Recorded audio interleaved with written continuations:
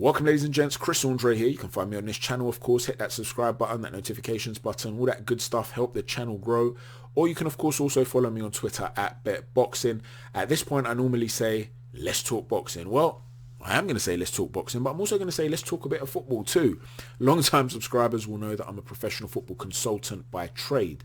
I've worked with some professional football clubs over the years. I've done things as basic as data entry to some more complex stuff like performance analysis, technical analysis, tactical analysis, and some scouting as well. So I want to marry that sort of thing, my job, my day job, which of course is also a passion for football, with my passion for boxing. And on this channel it's just a hobby, of course, but there's also a lot of performance analysis that goes into the videos here. So what I'm going to do is talk a little bit about each group in the European Championships, one episode per group, and I'm going to analyze the strengths and weaknesses of the teams and the players briefly, and talk about who to watch, who to look out for, and make a little prediction about who I believe will qualify from each given group. Within those groups, within those nations, I will also talk about who I perceive to be the best pound-for-pound fighter that those countries have produced. And then based on that, I'm going to decide which of the two of the four nations deserves to qualify from a boxing perspective too. Just a little bit of fun, a little bit of a twist for those of you that are excited about the European Championships. But even if you're not into football and you're into boxing alone, I believe you're going to find a few stories here that you'll find entertaining. I'm looking forward to some feedback. Let me know what you think, guys. Let's go. So we start off with Group A, and as you can see, Italy are in there, who have won the World Cup on 4 occasions and a European Championship on 1 occasion. They'll be desperate to add to that, and they have the capability of doing so. They're 27 games now unbeaten. They've got the perfect balance really for a team that's looking to go all the way. A very solid and experienced defence, a very technical midfield, and a fantastic variety up front, led of course by Ciro Immobile. Let's look at perhaps their star player. Let's talk about one of the guys that could really shine for them and would have to shine for them if they are to prosper.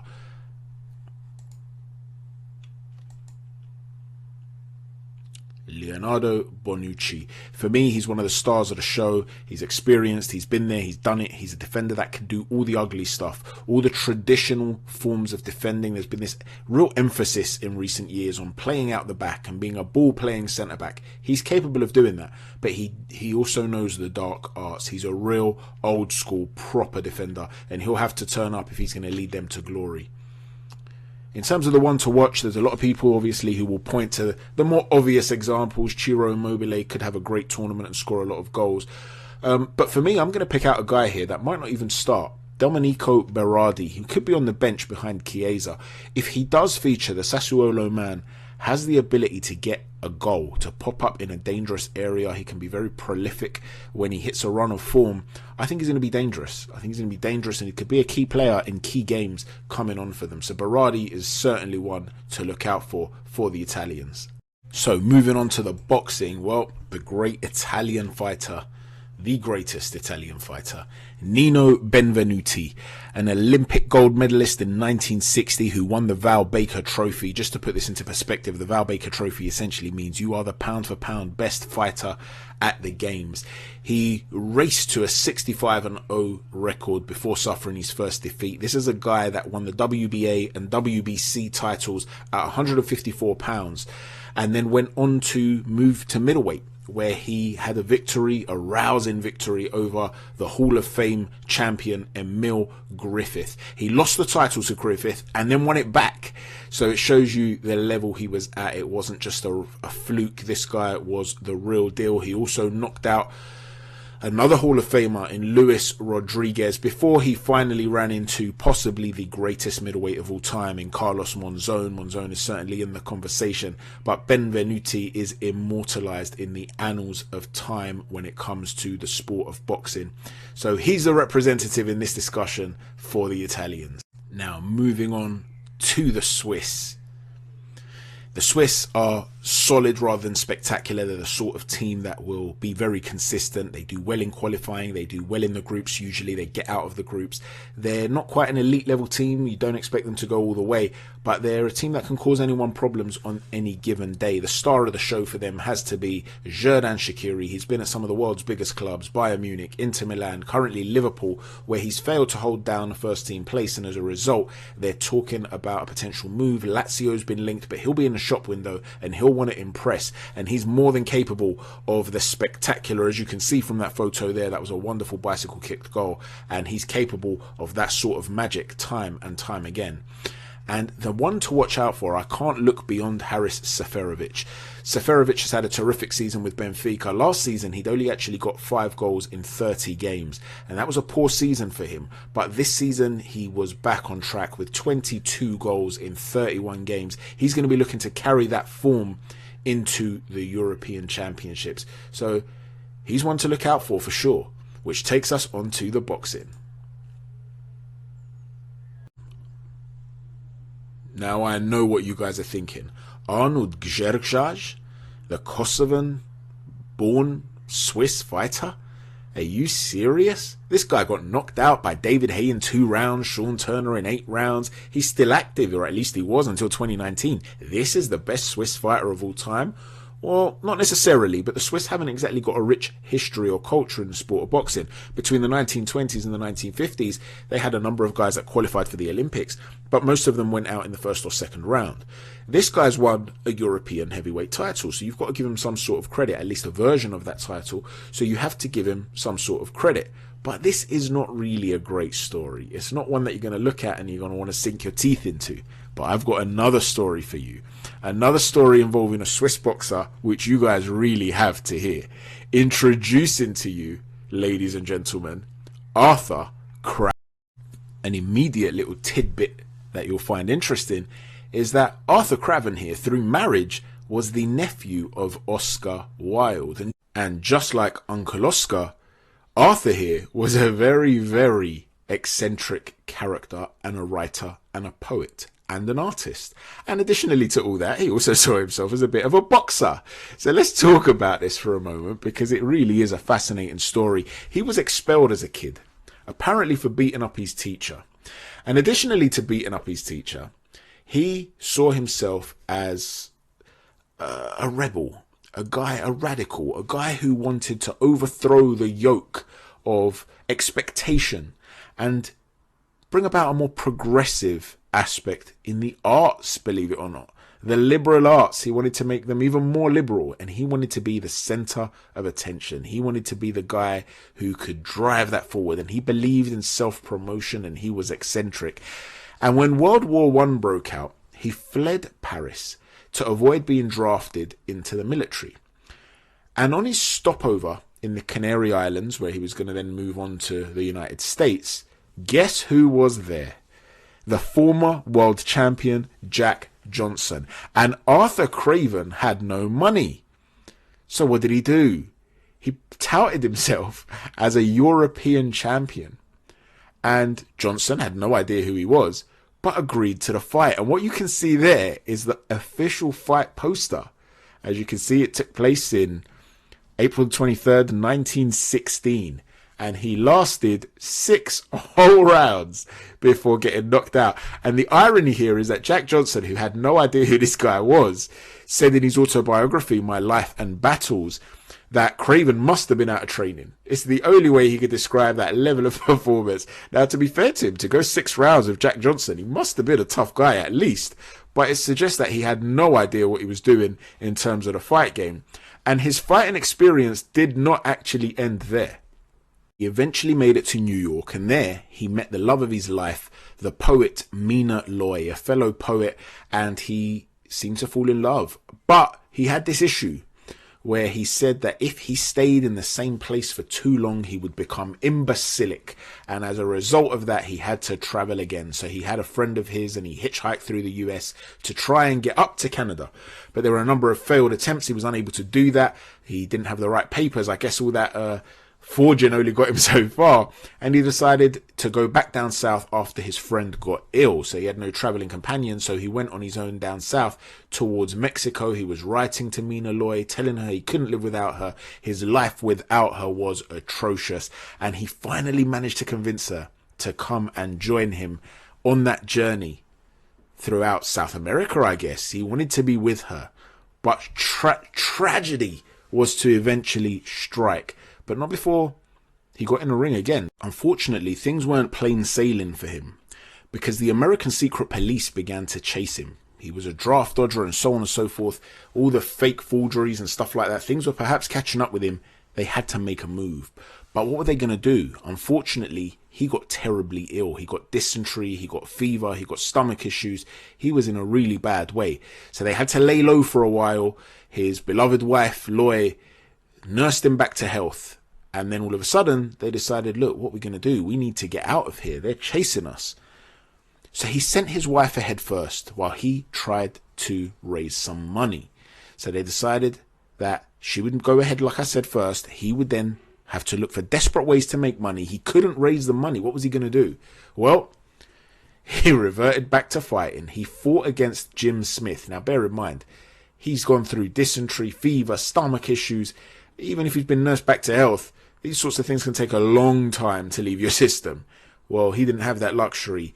And by all reports, he got absolutely smashed to pieces. He got battered in a very humiliating manner.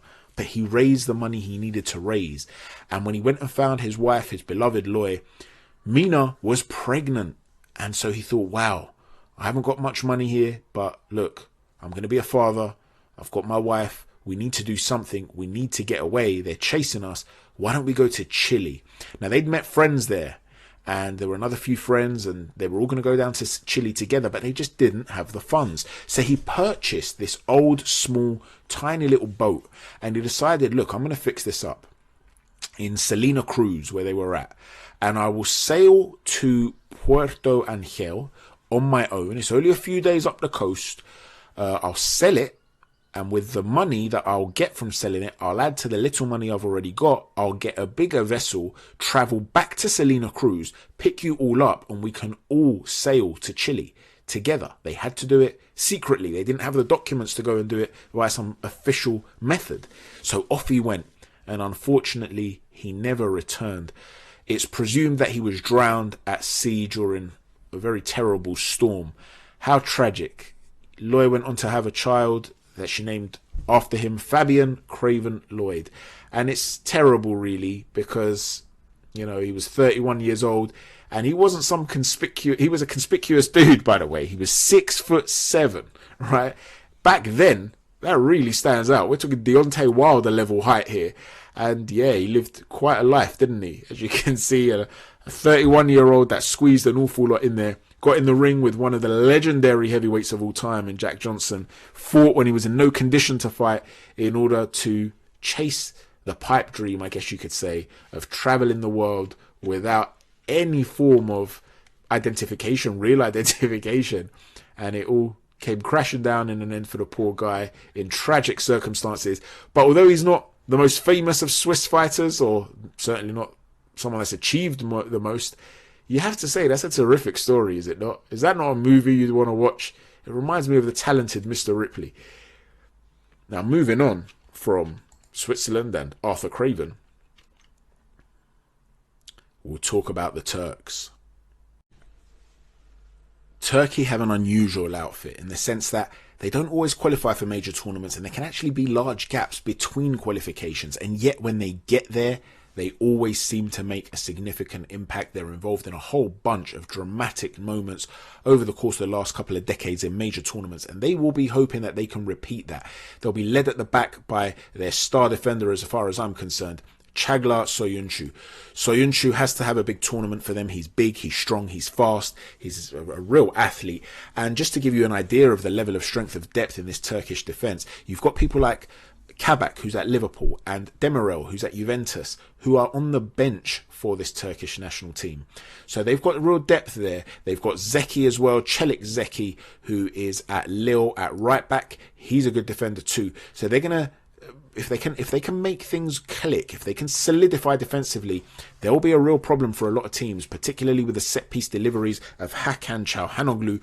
But additionally to that, if they're going to do anything, they will be very much reliant on this man, Burak Yilmaz, a fantastic athlete as well. The evergreen. He never seems to age, this guy. He's a big game player. He's capable of turning up at any given moment and causing havoc in the final third. Even if he's isolated, he will have to turn up for Turkey if they're going to have a big tournament. In terms of boxing, there's one guy who's the king of Turkish boxing as far as I'm concerned, and that's Sinan Samil Sam, the bull of the Bosphorus. This is a guy that had a terrific amateur pedigree. He won gold at the World Amateur Championships in the super heavyweight division in Houston in 1999, and he went on to have a respectable heavyweight career. He beat some guys that were known: Danny Williams, Julius Francis, Bob Mirovich, who was a sparring partner of Mike Tyson. He had some losses though as well. He had 4 losses in total, was never stopped. Oleg Maskayev was a guy that beat him by unanimous decision, and Oliver McCall, so he just fell short when he was fighting for the WBC International Heavyweight title. But this was a guy who was a bit of a plodder, but he had a nice jab and he had really heavy hands with fast combinations being able to be put together by him. He reminded me a little bit of Bermane Stiverne. So that was the man who's representing Turkey in this little debate, the bull of the Bosphorus, Sinan Samil Sam. And moving on to the Welsh.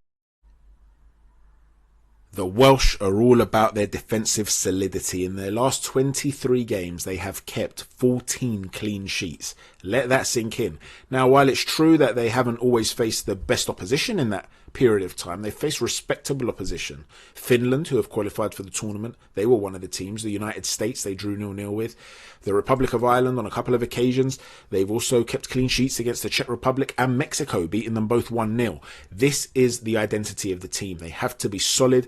They're fast in the transition. Guys like Dan James offer a real pace on the break. Aaron Ramsey's very good on the break. But their star man is, of course, Gareth Bale.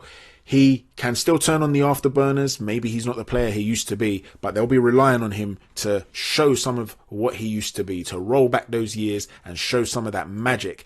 And apart from Gareth Bale, the guy that I'm going to pick as one to watch is actually Kiefer Moore, a 6'5" striker, not the most cultured of players. He's not a skilled player that you're going to look at and go, wow, what a beautiful player. But he holds up the ball very, very well, which is vital to their transitional play. And being 6'5" and being somewhat of a throwback, he's plies his trade in the lower leagues. He's currently at Cardiff, but he's been at Barnsley, he's been at Ipswich, Wigan. He's been at lower teams, lower level teams. This guy, if defenders are not used to facing that level of throwback, that type of aerial combative style in Europe, he might cause them some issues. He might make them really uncomfortable. So he's definitely one to look out for. In terms of boxing, there can only be one king, and that is, of course, Joe Calzaghe. Undefeated, 46-0. This is a guy that never really got the credit he deserved throughout his career. He had some terrific signature wins, though. Mikkel Kessler, Chris Eubank, Jeff Lacey, Roy Jones Jr., albeit past his best, Bernard Hopkins, when a lot of people thought maybe Bernard was too old, but look at the things Bernard went on to achieve after that. So Joe Calzaghe has to be the king of Welsh boxing, one of the kings of British boxing, never defeated, Joe Calzaghe. So how does it all measure up in terms of what we think in terms of qualification? In regards to qualification, I'm going to be really brave and say Italy will win the group. But all joking aside, they're one of the hot favourites in the whole tournament. They're in terrific form. You expect them to win it. And I've got a sneaky feeling it might be the Turks that go through with them. I know the smart money would be on Switzerland because they're the team that have done it time and time again. They're proven. They're consistent. They're the ones that they look at this sort of group and they say, we know how to get through these sorts of groups. We do it all the time. The Welsh will look at their defensive record and they'll say, look, as long as we can keep it 0-0, there's no reason why we can't nick a couple of 1-0 wins over both Turkey and Switzerland. We can do this. They will believe in themselves too. But I've just got a feeling with Burak Yilmaz and with Soyuncu and Çalhanoğlu, I've got a feeling the Turks will have a bit of magic. They'll be able to turn up at a big moment. Now, of course, this is not the probability play. It's just a feeling I have. It's just something about them that I think they might turn up with more dramatic moments as they have done in the past. In terms of boxing, you have to go with Nino Benvenuti and Joe Calzaghe, both of Italian origin, of course, but Joe representing Wales. They are by far and away the two best pound for pound fighters out of this group of teams. As much as I loved Arthur Cravan's story, I can't put him in there. Getting beaten up by Jack Johnson to raise a bit of money to go on the run might be a great story, but it's not going to get you qualifying against great fighters like these. Let me know what you think, guys. I hope you've enjoyed this video. It's going to be a mini series, so I'm going to try and bring another 5 videos for the other groups. Let me know, give me some feedback. Hit that like button, that notifications button, and also the subscribe button. It will take you 3-4 seconds to do in total, and it will really help the channel grow. Thanks a lot. Take care.